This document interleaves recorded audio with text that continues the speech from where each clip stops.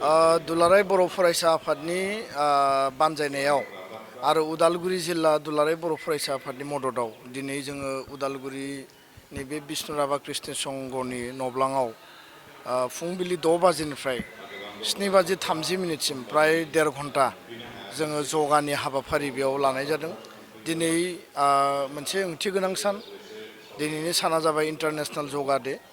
आरो 2014 मायथाइयाव भारत सरकारा आरो आथिखालनि प्राइम मिनिस्टार नरेन्द्र मदिया इउनाइटेड नेशनाव थांनानै बिथाङा जगानि बागै एड्रेस खालामदोंमोन आरो 2015 सननिफ्राय नैबे दिनैनि 21 जुनखौ इन्टारनेशनेल जगा डे हिसाबै फालिबोदों आरो बेयाव जगा फर वान आर्थ वान हेल्थ देग्लायनि स्ल'गान बा थिमखौ लानाय जादों। दुलाराय बर' फरायसा आफादा जेब्लाबो नोजोर होबोदों थांनाय गोलाव समाव जे जोंनि हेल्थखौ जोंनि देहाखौ गोग्गो आरो गोथार लाखिनो थाखाय देहाजों लोगोसे जोंनि मेलेम जोंनि गोसोखौ गोग्गो लाखिनो थाखाय जों जेब्लाबो स्पर्ट्सनि बिथिङाव बा गुबुन गुबुन बिथिङाव एक्टिभिटिफोरखौ जों लाबोदों जाहाथे जोंनि यां जेनेरेशन इयुथआ जेब्लायबो गोग्गो देहा लानानै थांना थानो हायो आरो गावनि जिउखौ दैदेनलांनो हायो। दा बेखायनो देग्लाय बोसोरनिफ्राय जोङो थांनाय समावबो खालामबोदों खिन्थु देग्लाय बोसोरनिफ्राय जि जोंहा बड'फा केम्प जागोन जि एबसुनि मोनसे ट्रेनिं प्रग्राम जागोन बेयाव डिसिप्लिनजों लोगोसे देहाखौ जोङो नाम्बार 1आव लादों। हेल्थ इज वेल्थ नाय जि बाथ्रा बिनि आन्दोआव गोबां माखासे सान्थौ सानस्रि हाबनानै दङ। गोग्गो देहा थायोब्लासो नों मोजां खामानि मावनो हागोन। गावनि समाज हारि सिबिनायनि खामानि मावनांगौब्ला न'खरनि आरो गामिनि ओनसोलनि खामानि मावनांगौब्ला समाज आरो देश मोनसेया जुदि जौगानांगौब्ला जोङो बयबो निरोगि बेमार गैयै बेमार आजाराव गैयै जानांगोन। दिनैनि समाव जोंनि जानाय लोंनाय जोंनि बायदिसिना जि पलिउसनखौ नायनानै दिनै जोङो माने डायबेटिक माने प्रब्लेम बा नोङो स्ट्रक जानाय माने प्रेसार जानाय बा नोङो गल ब्लाडार स्टन किडनि स्टन बायदिसिना देहानि इसुसफोरा दिनै बांनो हमदों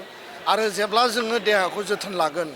अब्ला बेबायदि बेमारनिफ्राय जोङो गोजानाव थानो हागोन। साफ्रोमबो बेक्तिनियावनो दिनै गेसनि इसु दङ, गेस्ट्रिक प्रब्लेम दङ आरो बे जगा आरो प्राणायामनि गेजेरजों जोङो जुदि फुंबिलियाव आधा घन्टानिफ्राय 1 घन्टा जोङो जुदि मिनिमाम सम जोङो होनो हायोब्ला थारैनो जोङो गोग्गो देहा मोननो हागोन। आरो दिनैनि बे इन्टारनेशनेल जगा डेनि गेजेरजों बे हाबाफारिनि गेजेरजों गासै बर' माहारिनिसिम बर'नि लाइमोन जोंनि फरायसा फरायसुलि साफ्रोमबो बेक्तिनिसिम आरो सुबुं माहारिनिसिम जोंनि मेसेजआ बेनो जे दुलाराय बर' फरायसा आफादा दिनैनि हाबाफारिखौ खुंफुंनानै मोनसे माने एवारनेस सांग्रांथि लाबोनाय आरो इयुनाव हेल्थनि फारसे जोङो जाहाथे मोजाङै जोथोन लानो हायो बे बिथिंखौ नोजोर बोनानैनो जों बे हाबाफारिखौ लादों। मोनफ्रोमबो जिल्ला दखरा आरो मिरु लेभेलाव दिनैनि हाबाफारिया मोजाङै जाफुंबाय आरो इयुनाव जोङो बेखौ मेनटेन खालामनो थाखाय हाबा मावलाङो। गोजोन्थों।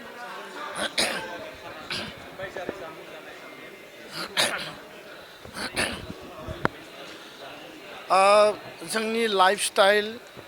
दिनै मडार्न मोनसे थासारिनि गेजेरजों जों बयबो माने बिनि माने कम्पालसनाव दिनै जोङो फैनो गोनां जादों। जोङो मोजां आदार मोजां जों जानाय नागिरोब्ला मालाबा मोना आरो दिनै फास्ट फुडनि जि मोनसे ट्रेन्ड फैदों फास्ट फुडनि दिनै मोनसे जिखिनि जानाय लोंनाय आदारफोर बिनि फारसे यां जेनेरेशना बिराद एट्राक्टिभ। दिनै उन्दै उन्दै फरायसा फरायसुलि जायफोर स्कुलिं बा कलेज इउनिभारसिटियाव दङ पेकेट आइटेम दिनै मोनफ्रोमबो ड्राइ फुड पेकेट आइटेम आरो उन्दै उन्दै गथ'फ्रानो दिनै पेकेटनि माने जानाय जानानै बिथांमोना माने सम बारहोनो थाखाय बेफोर आदारखौ खाथियावनो गोरलैयैनो जिहेथु मोनो बेफोरखौ बाहायनायनि थाखाय गोबां जोंनि उन्दै उन्दै फरायसा फरायसुलिया देहायारि जेंनायाव गोलैदों। दा बेखायनो बे लाइफ स्टाइल फास्ट फुड आरो पेकेट आइटेम जों जेसेबां जोङो बादा होयोब्लाबो सांग्रांथि लाबोयोब्लाबो दिनै बाहायनायनिफ्राय जानगाराव थायाखै। बेखायनो बेफोरखौ जोङो खमायनानै